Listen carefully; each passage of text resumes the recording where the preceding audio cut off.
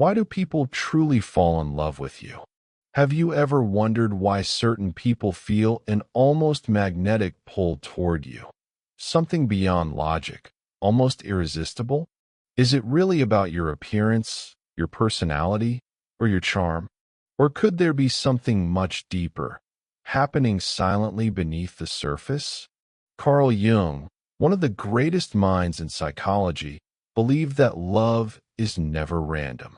In fact, he argued that people fall in love with you for only two profound reasons, and both are rooted in the deepest layers of the unconscious. In this video from Beyond the Twist, we'll explore Jung's fascinating insights on projection, the anima and animus, and the hidden architecture of attraction. You'll discover why people are drawn to you, not simply for who you appear to be, but for what you awaken inside their inner world. We'll journey into the unconscious forces that shape love and attraction and reveal the two deep reasons why someone truly falls for you. Reasons that go far beyond surface-level qualities and instead reflect the unseen design of the human psyche. Before we begin, make sure you subscribe to Beyond the Twist and join our community where you'll gain access to new videos on psychology, human behavior, and the hidden truths of the mind. Now let's begin. We like to think of love as a sudden accident, a spark that appears out of nowhere. But Jung believed even the most unexpected connection follows a secret order. What feels like chance is rarely chance at all. Attraction is the visible face of invisible forces, formed by years of inner growth, unprocessed emotions, and unmet needs.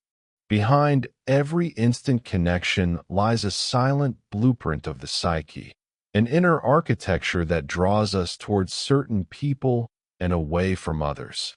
This is where Jung introduces the idea of projection. Each of us carries hidden images, fragments of who we are, who we were, and who we long to become. Often, we repress these fragments, push them away, or bury them in the shadows of our unconscious. But they never vanish. Instead, they wait, quietly, until one day they call out through another person. When we meet someone who embodies those inner fragments, we feel a mysterious pull. It feels magical, but it's not really them we're seeing. It's a reflection of ourselves mirrored in their presence. Imagine someone who has always been cautious, reserved, afraid of showing vulnerability. The moment they encounter someone bold, expressive, unapologetically alive, they're captivated. That fascination is not just admiration. It's resonance. The other person is a living symbol of a part of themselves long buried.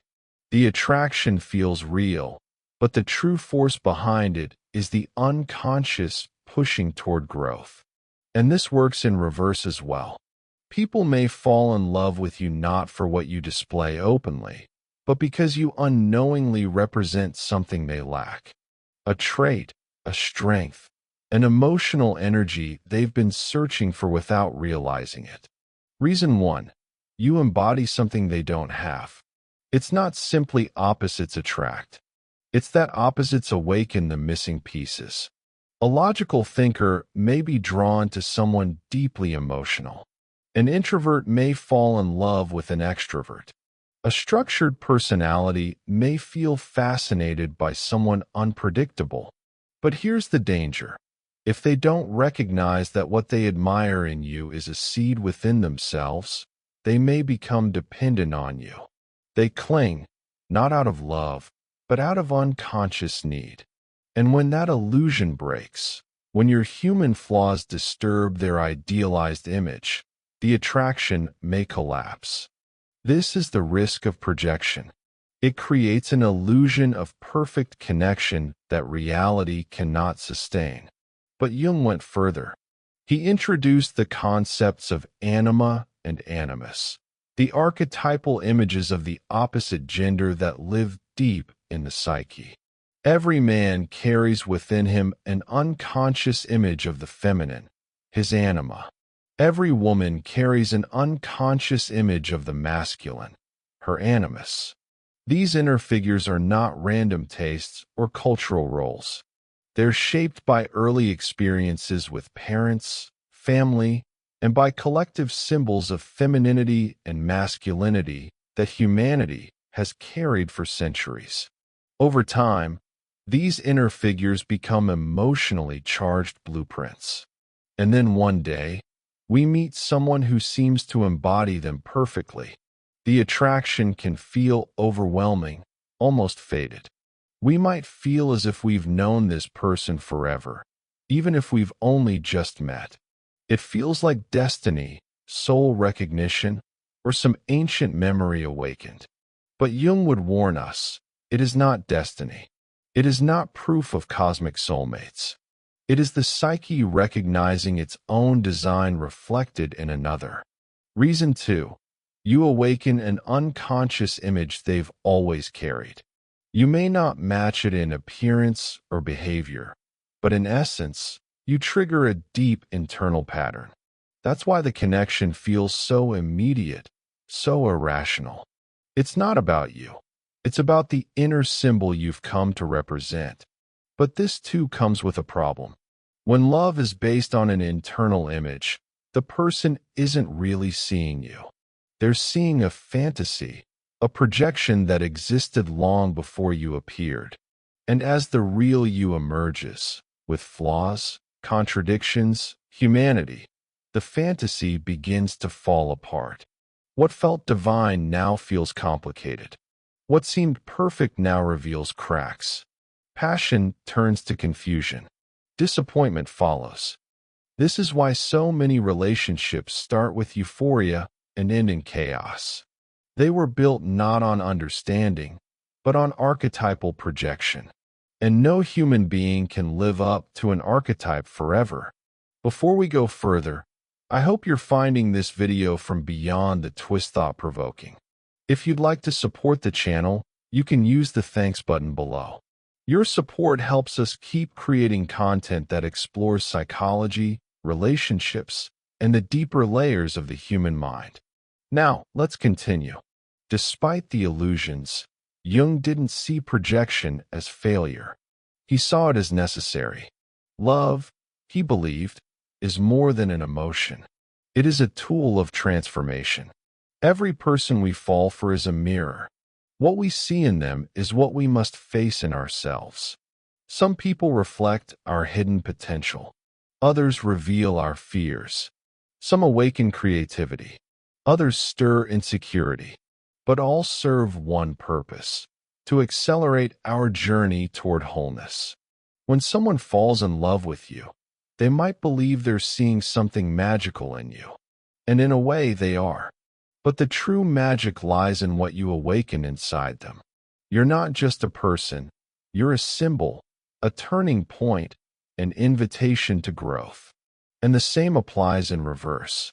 The people you fall for, especially the ones who shake you, change you, even break you, they are not random. They are carriers of meaning, catalysts for your evolution. Some come to awaken what's dormant. Some arrive to teach the lessons you've resisted. Some simply stand as mirrors, showing you what you've refused to see. Not all are meant to stay. Some relationships disrupt. Some break patterns. Some are synchronistic events, moments of deep meaning, not logical but necessary. Encounters that arrive precisely when your soul is ready. These are not accidents, even the painful ones. Especially the painful ones. So, why do people fall in love with you? Because you either reflect what they are missing, or you activate what they have forgotten. In both cases, love is not only about you. It is about the self, striving to evolve. And the same is true for you. You are drawn to those who mirror your missing pieces, those who resemble your inner figures. Those who unknowingly hold the key to your next chapter of growth. But if you never recognize these patterns, you risk repeating them, falling for the same types, repeating the same relationships, chasing the same illusions. It may feel like bad luck, but in truth, it's your unconscious trying to teach you a lesson you're not ready to learn. The solution, Jung believed, is awareness. Once you recognize your projections, your inner images, your repeating patterns, you stop searching for someone to complete you. Instead, you begin to complete yourself. From that place, love transforms. It's no longer driven by fantasy or fear. It becomes authentic, grounded, free. Because the deepest love is not about finding a perfect person. It is about awakening the forgotten parts of yourself. You don't just fall in love with others. You fall in love with the version of yourself they help you discover. Through Jung's lens, love is never just about another person. It is always, ultimately, a journey back to the self. So the next time someone falls for you, or you feel an irresistible pull toward another, ask yourself, what part of the soul is awakening right now? And if this reflection spoke to you, make sure to subscribe to Beyond the Twist for more deep explorations of psychology, relationships, and the hidden world within.